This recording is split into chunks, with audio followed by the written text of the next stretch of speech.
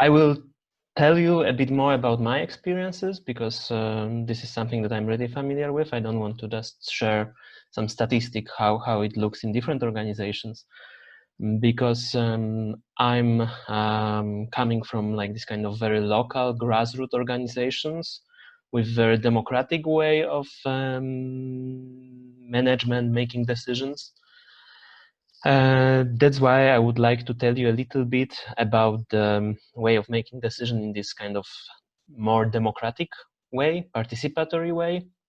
As you know, and I guess you are like working in organizations, so you are very familiar with different ways of making decisions. And there are ways like by voting, then majority of people is deciding about what way to choose, or there is like one person or like some executive deciding. But this time I would like to focus on I hope you are seeing my screen, on consensual decision-making process. I don't know, to make it full screen.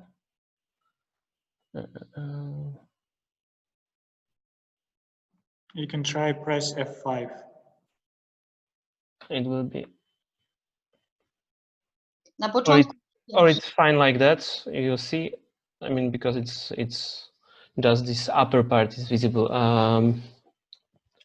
If that sort of view is correct, it's fine for you. I will continue in that way, maybe.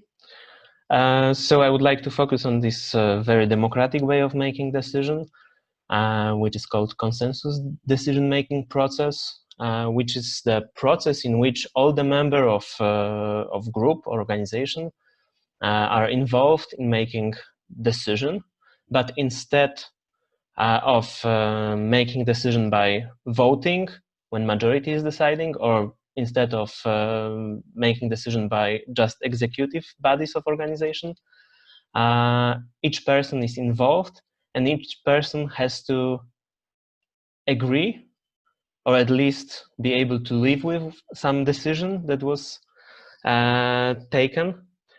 And as I said, it's a process. It's not like a simple tool that you can just one day implement it and it will perfectly work.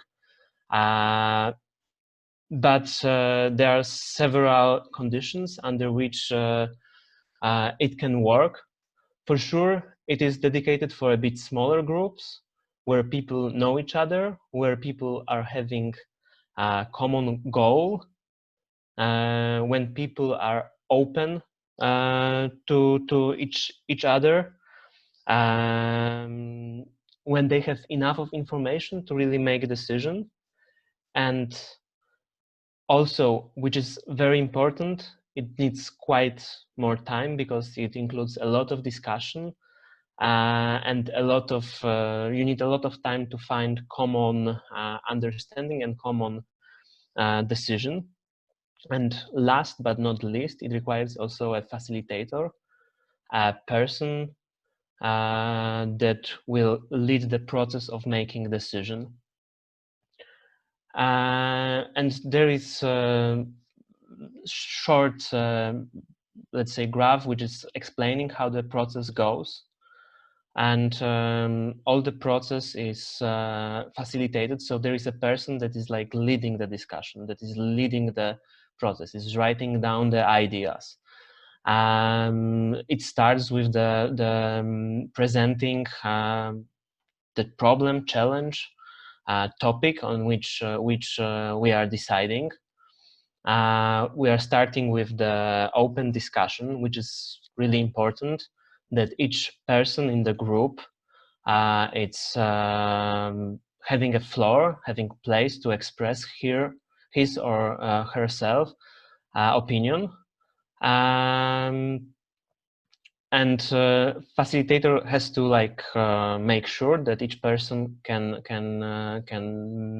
speak, can express. Another third step is like to present possible solutions, possible decisions, which also are like written down by the facilitator. Another step is to discuss possible solution, and another time that each person has to express his or her position. After long, usually it's quite long discussion, you are starting to go to the moment where you are trying to find common ground and possible solution, possible decision that each person can accept. And if there is no, at this level, the agreement of all people to make certain decision, you are going back to the discussion. And as I said, you need quite more time to conduct this kind of process. If you are trying to work with it, and if you are eventually successful, there are like several big pluses. For sure, if you are going through all this process, all the members of the group are involved, and by using consensual decision-making process, we are avoiding the situation that all power is in the hand of just one person. And I guess we are familiar with such situation when we have like strong leader in the organization, and this leader keeps all the power for a long time, and at some moment that person is deciding to resign. And in such situation, many times it's really challenging for the organizations. Many times it can lead to collapse of organization. And in the way when the organization is making decision in this kind of more democratic way, the power is more distributed, and everyone can feel responsible for the group. This way of making decision is also like giving a floor for expressing of the needs and opinion for minority in the group, people who are many times maybe not very loudly expressing his or her opinion, like maybe a bit more introvert people. In this consensual way of making decision, those people are having floor to express their opinion. Of course, it also builds trust because we are spending more time together. We are like kind of trying to understand each other. And eventually, it can lead also to better decision. Of course, we have like situations where we cannot agree for something. And if we accept that for some certain issue we will try to make decision by consensus, we should be aware that there are also tools like in this method, there are tools like veto or stepping away. It means that each member of the group has right to say that he or she is not agreeing with some certain decision, and rest of the members of the group has to accept this position. Of course, it can many times block the process of decision.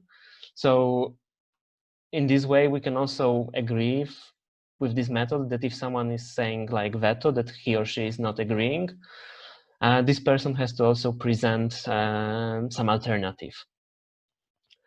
The other option is also like to step away if I disagree with something, but not so strong that I would block the process. I can also say that I will for a moment not accept it, but also not block it. I will be neutral for some certain decision and let people to continue and to keep working on the decision. I believe in this way we can make our structure more horizontal, more flat, and make people be more responsible for the decisions or for the group.